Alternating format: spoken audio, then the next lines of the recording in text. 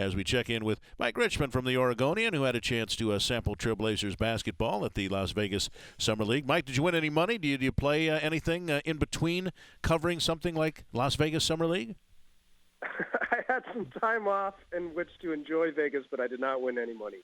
Well, you're not the first, I think. I think that's the whole trick. I have a cousin who's runs the craps area at the Venetian, and sometimes I would come to town and I would say, hey, cuz, I just read this book on a system for blackjack, and then he'd say, and he'd point out the window and he'd say, see that new casino that's going up a few blocks away? We love people coming to town with systems. There's many people that thought they were going to take down Vegas, and many that left with their tail between their legs. So if you came out semi-even, you're ahead of the game in most instances. Well, tell us about what you did see from the Trailblazers Summer League squad.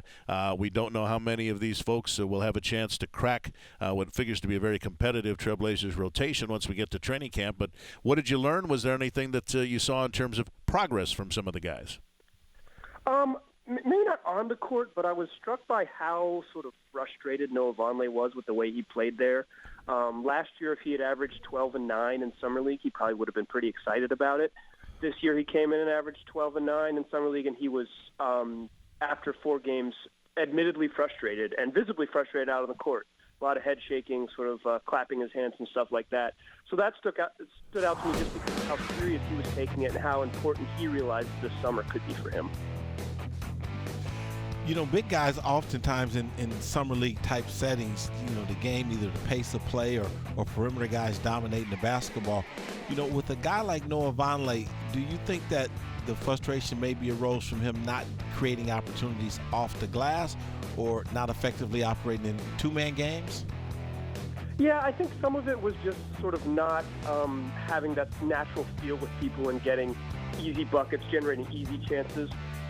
But I think some of it for him was just sort of like he felt like he should have played better defense. And Summer League isn't necessarily about fantastic team defense and stuff. There were some sort of basic X's and O's type of things, some feel for the game type things that I thought he felt would come easier to him, and I don't think they did, and that frustrated him.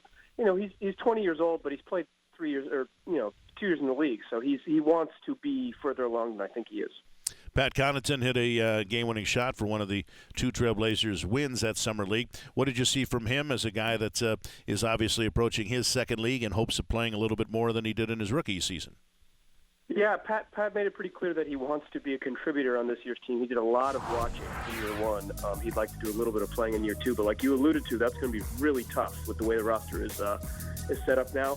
I think Summer League was good for him because he got to do things that he probably won't do during the regular season. He ran a lot of pick and rolls. He was sort of the initiator on offense, especially after Shabazz Napier got hurt a little bit. He was their second guy who's kind of initiating and creating things on offense. Let him step outside of his comfort zone, kind of expand his skill set. He didn't shoot the ball particularly well. He really struggled early on, but by the end of the week, he looked better, and I don't think him or the coaching staff is too worried about shooting percentages in 5 games in July. Sounds like he had an opportunity, though, to do some things on and off the ball that Trailblazer fans certainly haven't had a chance to see a lot of. A guy like Pat Connaughton, Mike, that is so athletic, how do you think his athleticism will propel him to maybe becoming a rotation player? Well, I mean, the way the league is going, they want you to be able to guard your guy and the guy sort of position next to you up and down. So if Pat plays 2, sort of his athleticism to allow to switch onto 3s, 1s and 3s, point guards and small forwards can be really valuable. And just sort of his ability to go get it, go get the ball. He has a leg up on almost anyone else because there aren't a ton of people around, even in the NBA, who are as athletic as Pat. He's a freak in a lot of ways. And so, he's going to have a chance to be part of, at least compete for spots on the wing, but it's going to be tough, like I said. Mike Richman from the Oregonian with us here on Trailblazers Courtside talking about Blazers Summer League play. You mentioned liking the reaction of Noah Vonleh after things were over. I liked Jake Layman's reaction early in Summer League. He wasn't very satisfied with the way things were going, how well he was grasping things. I think felt better about his play as time went on, but he had his moments too during the games that he participated in, I thought. Yeah, he might be. He might have been the biggest surprise, just for me personally. I had watched him maybe 4 games in college, parts of 4 games in college. So I didn't have a great grasp of sort of his whole skill set. He was a lot further along on defense than I thought it would be. His ability to stay in front of people and move his feet quickly at a true 6'9". He's not one of those guys who's 6'6" and happens to list himself as 6'9". He's actually 6'9", probably taller than Noah Vonleh.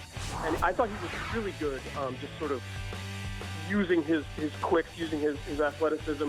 He had a couple highlights that really popped. That dunk in the first game, and then he blocked Jaylen Brown in the 5th game, and you see some flashes like that, and you think, oh man.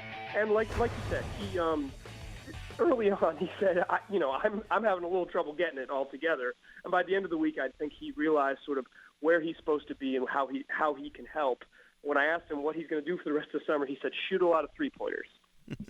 Smart man. Yeah, he's seen Blazer basketball before, huh?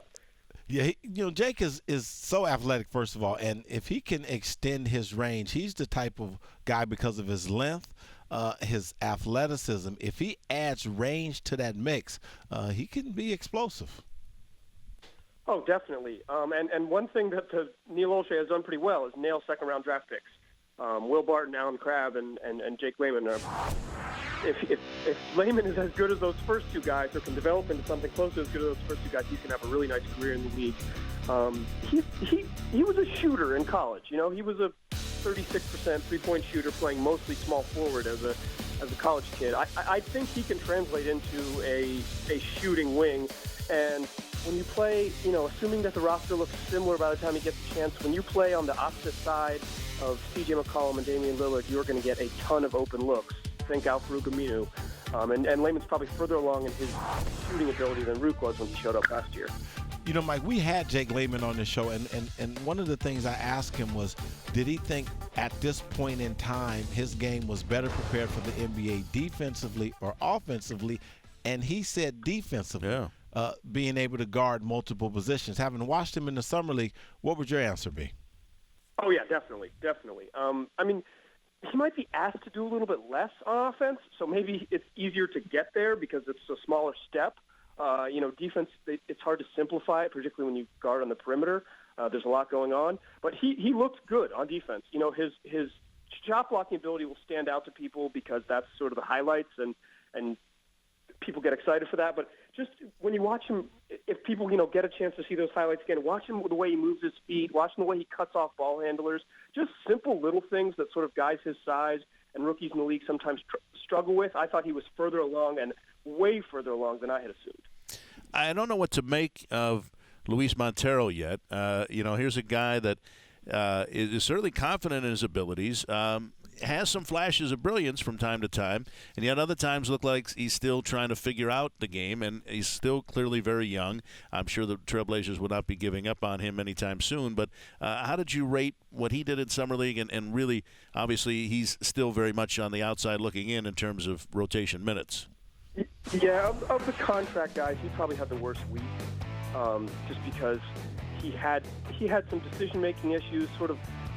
The one that really stands out is fouling a 3-point shooter with the second left up 4. You don't even need to play defense there just to end the game. Blazers luckily pulled that one out, or Luis might feel a lot worse about that one. But he has these moments where you really see what his skills are. He's 6'7", he's fluid with the basketball. He can really pass. He can see passes that other guys moving at his speed don't.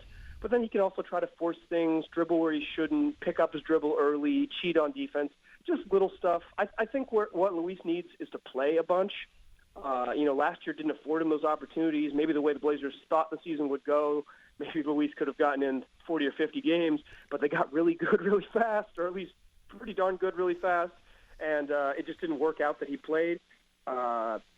Maybe they'll figure out ways to get him more time in the D-League, but I think what he really, really needs is to play 5-on-5 basketball against top-quality opponents, because he tried to make a huge leap last year going from community college to the NBA. I mean, that's about as large a leap as anyone coming to the league will make nowadays, and it shows. And more experience from him, he can develop. I mean, he's the right size and has skills that a lot of guys his size don't have. It's just he's not quite there yet, and he needs some seasoning. OregonLive.com for all of your great writing. Mike, tell everybody how they can also follow you on Twitter. I'm on Twitter at Mike G. Rich. Very nice. Thank you for the visit. You get some time off for August, hopefully? Oh, yeah. As every player in the NBA and the writers, I'll take August off, so I'll escape for at least a little bit. Very nice. All right, enjoy some time off, and I know we'll see you before too long because when it gets to September, we know that the start of the season is not far away, but thanks for the time tonight. Thank you, Wills. Take it easy, Mike.